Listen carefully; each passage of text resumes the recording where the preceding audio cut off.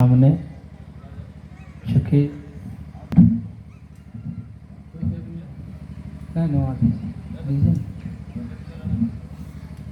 दीजिए माइक आप लीजिए ना, पहले माइक दीजिए ना, माइक वहाँ दीजिए ना, हमारे पास तो माइक है ये है।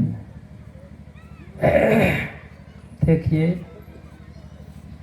इनका इशारा है मुझे भी कहने के लिए, लेकिन हम कहना इसलिए नहीं चाहते, नहीं कहेंगे, कितनों कहेगा तो हम नहीं कहेंगे, क्योंकि जब से हम संत मत में दीक्षित नहीं थे तब से हम संत मत का प्रचार करते आ रहे हैं। दीक्षा लेने के पहले ये परम पूज्य बाबा गुरुदेव संत श्री साई स्वामी जी महाराज की अज्ञात कृपा, हित की कृपा थी। आज उन्हीं का देन है, उन्हीं की कृपा से आप लोगों के बीच में 25 साल से कहते चले आ रहा है। और मेरा स्वभाव भी है कि जब कोई हम लोगों के यहाँ बड़े या बाहरी महात्मा आ जाते हैं तो उनका ही सुनना चाहिए, क्योंकि सब लोग गांव के हैं, क्षेत्र के हैं। और क्षेत्र में तो कहते कहते दांतों टूट गया मेरा, अब बालों पकना शुरू हो गया। आश्चर्य होगा। एक दिन पूज्य दल बहादुर बाबा पूछे, मैंने कहा हुजूर हम अपने गांव में 22 को सामूहिक सत्संग करते एक महीना में, माइक बजा लगा कर, जो साप्ताहिक है, विशेषा है, मासिक है, पाक्षिक है, शुरू से करते चले आ रहे। हमारे गांव की संतमत की व्यवस्था बड़ी गड़बड़ हो गई, लेकिन गुरु महाराज की ऐसी कृपा हुई, अहंकार नहीं होना चाहिए। जब से मैं आया तो इतनी सुदृढ़ व्यवस्था हो गई है अभी कि अभी अखिल भारतीय चाहेगा पर्वतों में करा लें तो बाहर में किसी को खोजना नहीं पड़ेगा, न बाबाजी को, न भजनिया को, न भंडारी को, न खाने वाले, सब यहीं पुर जाए। इसलिए सौभाग्य से हमारे स्वामी धैर्यानंद जी महाराज आए हैं।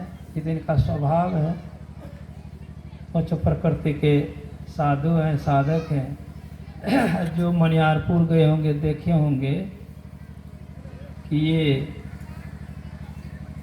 बारीक का भी काम करते हैं, जिनके इसमें मुख्य चीज़ है सब्जी और दही। इतना बड़का डब्बोई सब्जी के बाल्टी में घुस जाते हैं कि खाने वाले का ना कोई दम हो जाए। लेकिन पानी वहाँ का वैसा है कि कितने लोग चढ़ा के खाते हैं तो पचिए जाता है।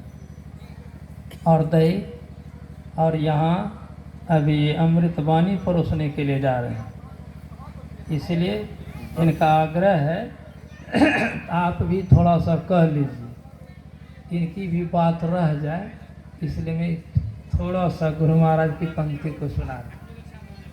परमाराध्य श्री सद्गुरु महाराज ईश्वर के बारे में कहने की कृपा की है कि प्रभु अकथ अनाम अनामय स्वामी गोगुण प्रकृति परे, क्षर अक्षर प्रभु पार परमाक्षर जापद संत धरे, अगुण सगुण पर पुरुष प्रकृति पर सत असत हूँ परे, अनंत पारा सार के सारा जा भजे जीव तरे, मैं ही कर जोरे प्रभु न्योरे करो उधार हमरे। वो प्रभु कैसा है? ताकत कहने से बाहर, अनाम मतलब नाम के भी परे, अनाम है मतलब रोग रहित, गो मतलब इंद्रिय, गुण मतलब त्रैगुण, रज तम सत, प्रकृति जड़ और चेतन, सबके परे परमात्मा। असत्य के तो परे है ही है, लेकिन कहते हैं सत्य के भी परे। तो आश्चर्य की बात है कि सत्य के परे कुछ है। यहाँ गुरु महाराज कह रहे हैं सत असतों परे, ये बात गलत हो गई।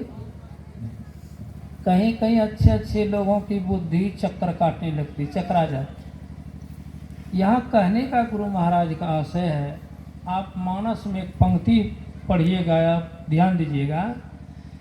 उसमें लिखा हुआ है कि जीवन मुक्त ब्रह्म पर चरित सुनहि तजी ध्यान, जे हरि कथा न करहि रति, तिनके ये पासा। जीवन मुक्त मतलब जिन्होंने जीते जी मुक्ति की अवस्था को प्राप्त कर, जिस अवस्था में प्राप्ति होती है उसको भी प्राप्त करो, समाधि की अवस्था।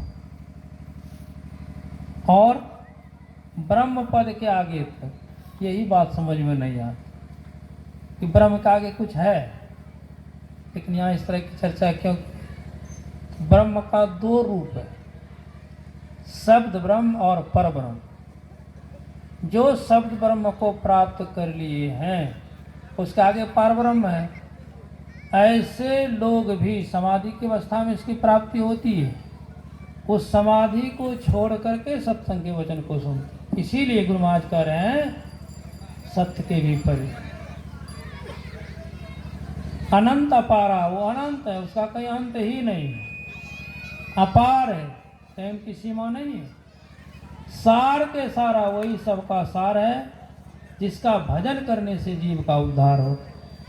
लेकिन हम लोग किनका भजन करते? उपनिषद कार के विचार को पाठ में सुन रहे थे, यन मनसा न मनते ये ना हुर मनोमतम तदे ब्रह्म तंग विद्धि निदंग यदि उपासते। हम आप जो मन से मनन करते हैं वो ब्रह्म की उपासना नहीं है, स्पष्ट है। या ऐसे भी समझते इस देश काला विच्छिन्न वस्तु की जो लोग उपासना करते हैं वो ब्रह्म की उपासना नहीं है, उससे कल्याण नहीं होगा। तब प्रश्न होगा कि ब्रह्म की उपासना क्या है? जिसके अंतर्गत यह मन आ जाए, मन विषय विहीन हो जाए, निर्विकार हो जाए, वो ब्रह्म की उपासना। मन निर्मल हो जाता है, निर्मल मन जन सो मोहि पावा। इसीलिए लिखा गया है मोहि कपट छल छिद्र न भावा। ब्रह्म की उपासना करने से मन निर्मल होता है, विषय विहीन होता है, पवित्र होता है, और तब वो परमात्मा को प्राप्त करने में सक्षम होता है। तो बातें बहुत है, इसके लिए एक शब्द में इशारा गुरु महाराज कर दिए, मैं ही कर जोड़े प्रभु ही न्योरे। कर जोड़े मतलब कर का हाथ भी होता है, लेकिन हाथ यहाँ नहीं लिया गया। कर का अर्थ रहेगा दृष्टि। जो दृष्टि को एक करके भजन करता है वही परमात्मा को प्राप्त करता है, उन्हीं का जीवन सफल धन्य होता है। आगे आइए हम लोग अब स्वामी धैर्यानंद जी महाराज से, जिन्होंने परम पूज्यपाद बाबा